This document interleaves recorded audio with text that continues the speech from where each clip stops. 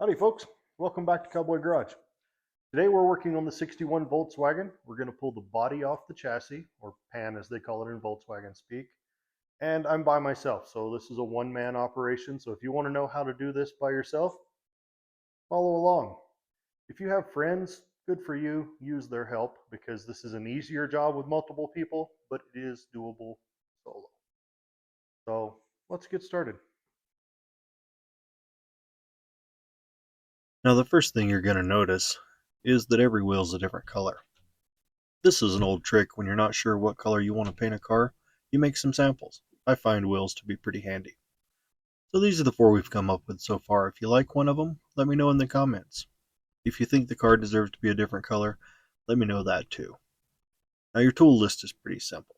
You need a 13, 15, and 17 millimeter sockets, something to turn them with, a couple of various sizes of extensions, and two 14 millimeter open-end wrenches. Now the car is symmetrical except for the steering column and fuel line, so I've already taken loose all of the bolts down the right side. Now with the gas tank removed, we start at the front, 17 millimeter socket, knock out these front two. That's all the bolts here. There is a fuel line right about there. You can cut it, you can work it loose, you can do whatever you want. And we need to disconnect the steering column from the rag joint. That's where those two 14 millimeter wrenches come in. Take those two loose and the column will simply slide apart. Now about here's where I noticed that I was missing some footage. At the very front, before you get to these channel bolts, there's two bolts side by side on each side. These are the 15 millimeter headed bolts. After you get them out, you can start down this channel. 13 millimeter socket. There's 10 of them. Now some of you are wondering why I'm using such a small impact. That's very deliberate. My big impact, it doesn't care. If you pull the trigger, it's going to turn. So on bolts this size, if they're a little bit difficult to get out, it'll just rip the head off of them. This little guy doesn't have much torque, but it's persistent. It hits very, very fast. So with bolts that are a little bit stuck, it'll kind of irritate them until they give in and decide to back out. And I'd much rather irritate a bolt out of a hole than to rip the head off and then have to deal with a broken off bolt. So, little impact it is. Now once you get all 10 of these, plus the two front ones on each side done, you're through with the under the car dirty, grungy, nasty stuff in your eyeballs. Then you can go topside for the next step.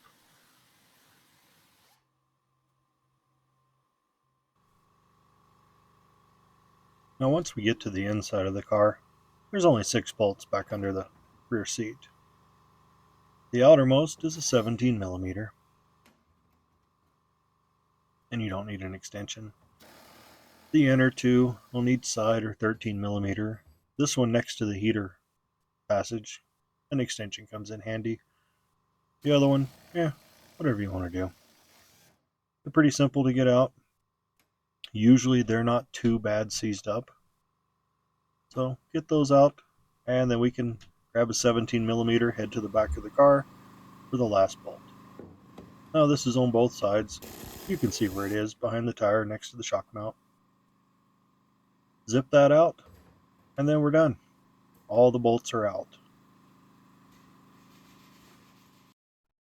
Now once you have everything unhooked, all that's left to do is to lift the body up. Now it's going to be stuck to the pan because there's kind of a rubber seal that goes around it.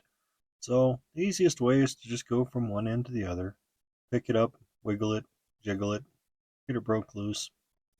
It's going to be pretty easy on this one because the back, there's no engine, so you can get in there and lift up. Now that it's completely broke loose, all that's left is to take it off the pan. Well, I figure this is either a really good idea or a really bad idea, and you guys are going to find out same time I am.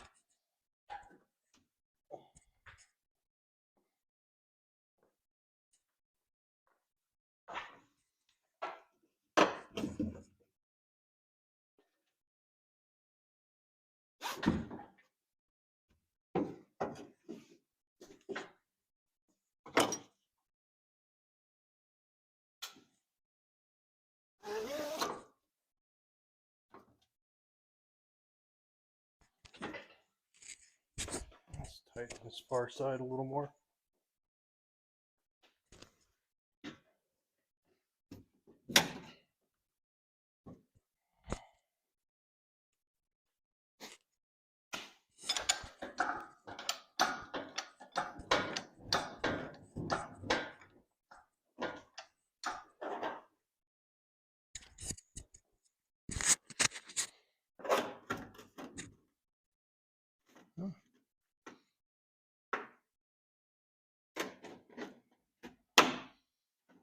Speedometer cable, but it's broken already, so that means I don't have to save it.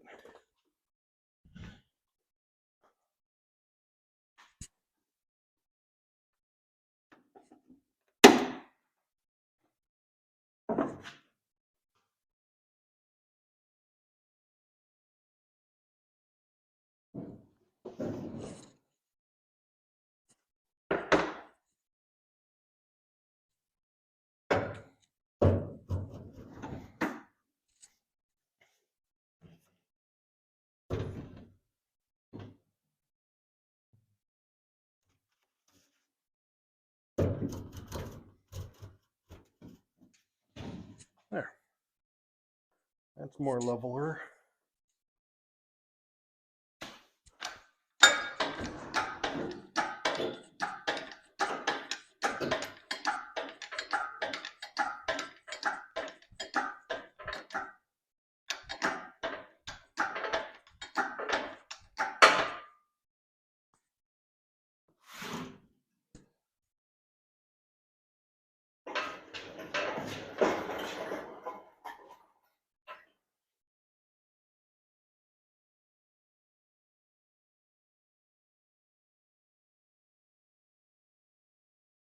Well, folks, there you have it.